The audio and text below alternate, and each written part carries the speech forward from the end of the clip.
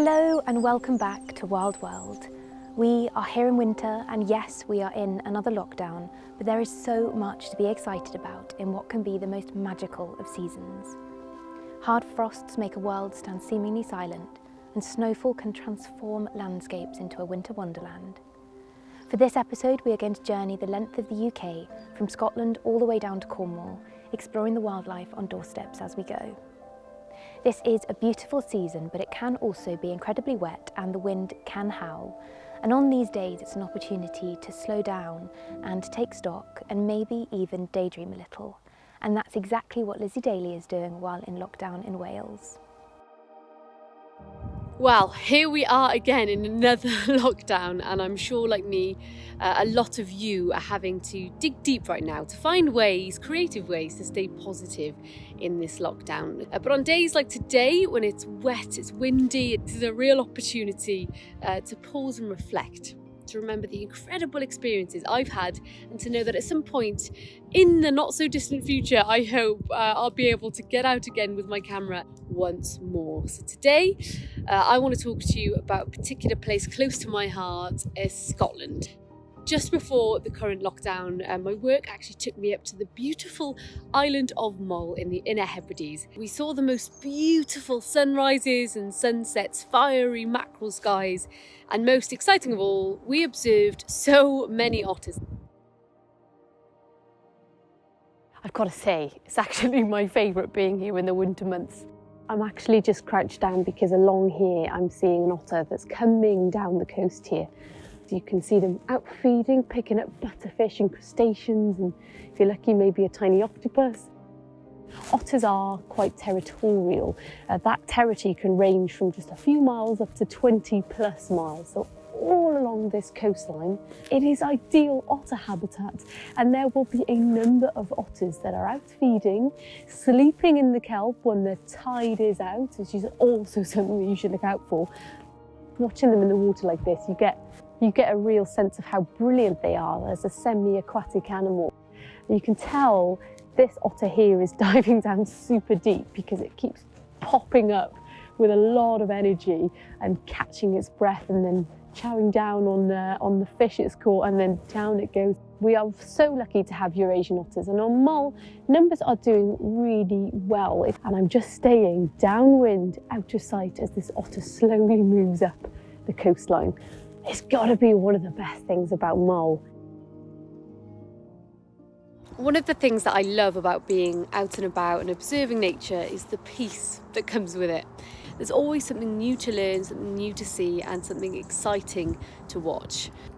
Now we're being asked to stay at home again, and as the storm passes, I'll be making sure I enjoy the beautiful light and quiet winter that this season and strange lockdown has to offer. But for now, I have to revisit my otter footage and look forward to my next adventure. For our next stop, we head into the heart of Scotland, where filmmaker and guide James Shooter is lucky enough to live within the stunning Cairngorms National Park.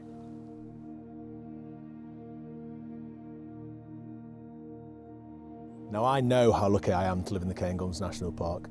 I've got lots of nature on my doorstep. There's forests, mountains and lochs just a stone's throw from my house. And actually this winter we've had quite a bit of snow, so it's been really nice to be kind of stuck here and just explore the local ground. Now obviously, part working in the ecotourism sector, all my kind of nature, wildlife watching, photography holidays that I guide on have been cancelled, but I've been kept busy in between filming projects with a new baby and 2 dogs to annoy. Even pre-COVID, I need a daily nature fix to really keep me sane, whether that's climbing a mountain for sunrise to photograph at the top, or just a walk in the woods with my dogs. I'm fortunate that one of my friends close to here has been feeding red squirrels close to his home for the last 15 years, and he lets me into his hide whenever I need a squirrel fix. Now the hide's based in a little woodland glade just on the edge of a Scots pine plantation. We put a handful of nuts out each morning, and around 5 or 6 squirrels come down each morning to have a look around and see what they can get.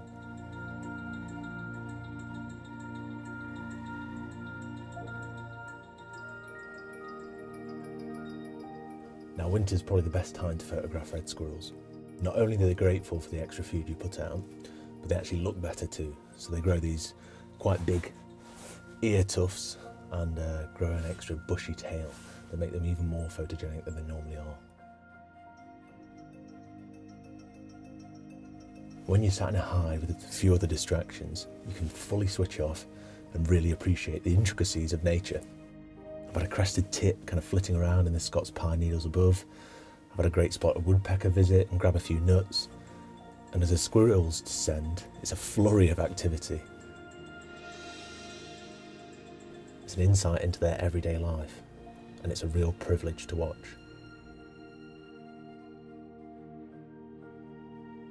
Continuing our journey down south, we now join brilliant young naturalist Indy, who's at home on the fringes of Sherwood Forest. Just down below me lies one of the most famous woodlands in the UK, Sherwood Forest. This has been my playground for the last 15 years. I realise how fortunate I am to have such a magical ancient woodland right on my doorstep. All seasons offer something unique and beautiful. Winter. With the leaves off the trees, it allows us to see the beauty of their form, the web of branches heading up in every direction. Winter allows us to observe the tree creeper skimming up and down the bark, and the woodpecker hammering for all it's worth, and of course the redpoll delicately plucking the seeds from a pine cone. It's always important to look up as well as down whilst walking through a forest. Gazing up at a frosty canopy of birch trees, to me, is mesmerising. It's always amazing to see that none of the branches are touching as they stretch to the skies. Of course, the vibrant colours of summer have disappeared, but to be outside at this time of year, the frozen ice puddles offering a crazy cascade of patterns, the sensation of walking over a frosty, leafy woodland floor, nature is forever magical. And no more so when it snows and the world is transformed into a winter wonderland.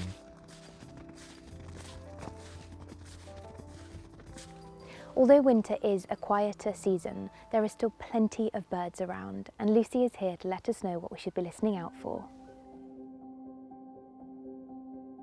This time we're here in winter, and winter might seem like a strange time of year to start listening out for birdsong, but there actually are a surprising number of songsters on the block.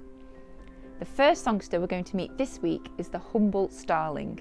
Now, this is one of the most common garden birds, and some people do dislike them because they tend to be quite boisterous and cheeky, and they'll bicker on the feeders over the suet. But starlings have actually declined by significant numbers since the 70s, so if you have got them in your gardens now, you should count yourself quite lucky. Now, when you're listening to a starling, you're listening out for a diverse mix of clicks and chatters and whistles. It's really quite a high-pitched, fast-paced song. Starlings are brilliant mimics, and they can slip all sorts of noises and impressions into their song. So if you live in a rural area, listen out for them doing impressions of other birds. Things like curlews and lapwings tend to be favourites. And if you live in a more urban area, starlings might remix their song with noises like car alarms and even phone ringtones. Now, as I said, if we pick apart that song, you're listening for very distinct little elements in there. So quite often they'll do high-pitched whistles. Sometimes they can sound like a cheeky wolf whistle. Other times they're doing all sorts of clicking noises. And in between that, there's a mix of all sorts of wonderful bubbling sounds that mix together.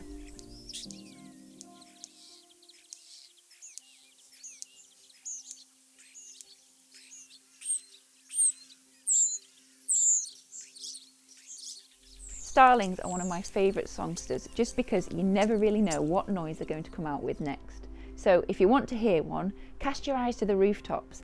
They tend to sing from prominent places like chimney pots and phone aerials, and sometimes the peak of a roof of a house. So get practicing and listen out for that beautiful song of the starling. Hopefully you'll be able to pick one out. And now we've learnt the starling song, we are going to join Robbie in the Somerset Levels, who has a starling roost right on his doorstep. Welcome to winter on the Somerset Levels. This rather unremarkable sight behind me is a small group of starlings. They spend the daylight hours during the colder months in small foraging groups like this scattered out across the countryside, looking for invertebrates in the grass. But it's at dawn and dusk that these birds really put on a show. It starts just before sunrise when tens of thousands of starlings take to the skies from their overnight refuge in the reed beds.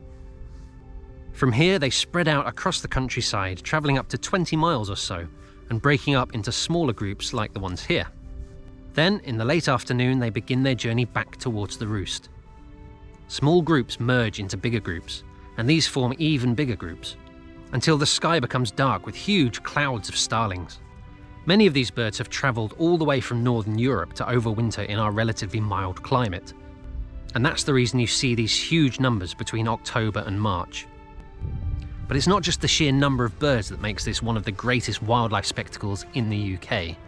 They also perform a mesmerising aerial dance. These murmurations, as they're known, happen just before sunset and are thought to confuse predatory birds like marsh harriers, with dramatic swirling and sudden changes of direction making it much harder for them to lock onto an individual starling. But how do they fly like this without crashing into each other? And who's leading the dance? Well, the truth is no one really knows for sure. But however they do it, it's certainly one of the natural highlights of winter for me. This happens at many locations across the UK, so keep an eye out for these fascinating little birds. When the light fades, the starlings dive down into the safety of the reed beds to roost, completely blanketing the reeds until it all begins again at dawn.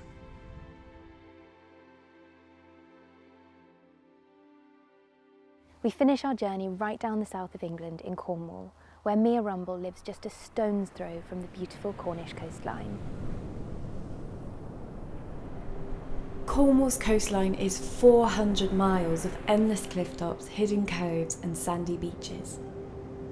In the depth of winter you can feel as though you're the only person in the world, leaving footprints in the sand soon to be erased by a rising tide.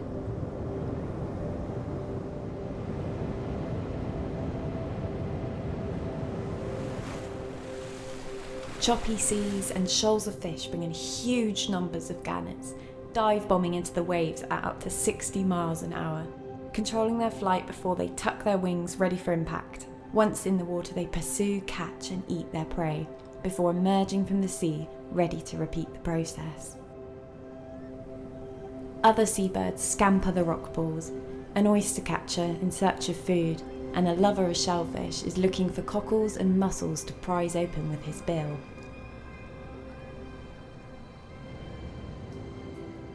As I walk off the beach, away from the rocks and further along the coast up onto the cliff tops, I can hear a distant wailing and crying noise.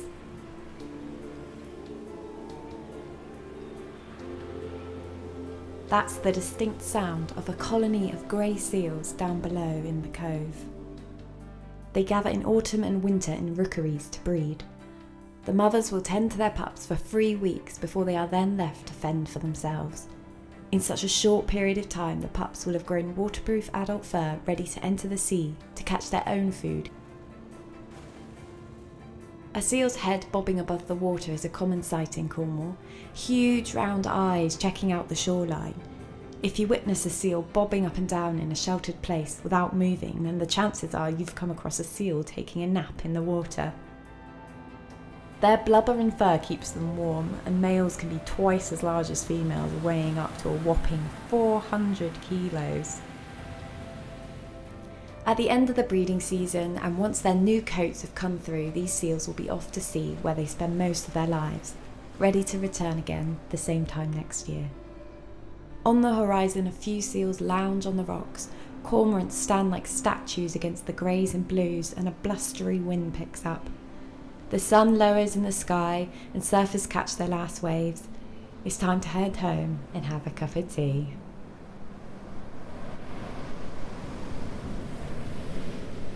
For now, while we continue to live in a state of uncertainty, finding pleasure in the small things and finding ways to feel connected and a sense of community can be incredibly important. And the simple act of heading out and watching a sunrise, knowing that other people might be doing the same, is an amazing way to help lift the spirits. And this month, many of you have been heading out and capturing the dawn on your doorsteps.